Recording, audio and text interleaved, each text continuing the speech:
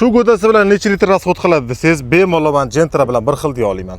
Juda ko'pchilik zo'r opsiyalar faqat Xitoy mashinalarida bo'ladi deb o'ylaydi, lekin unaqa emas. Cadillac Escalade interyeri bilan bemalol raqobatlashadigan dizaynga ega. Yuradigan kemamizdan 3-qatordan keyin bagajdaga joy va full elektropaket bo'ladi. O'zini alohida dunyosi va o'zini mustaqil fikri bor mijozlarimiz uchun Ford Expedition Platinum. Ehtiyot bo'ling, eshiklar ochiladi. Bismillah. Bunaqa komplektatsiya juda ham narx qimmat bo'ladi deb o'ylayotgan bo'lishingiz mumkin, lekin bunaqa emas. 47 ming dollar bor yo'g'i. Bitta like bosmasangiz bo'lmaydi lekin.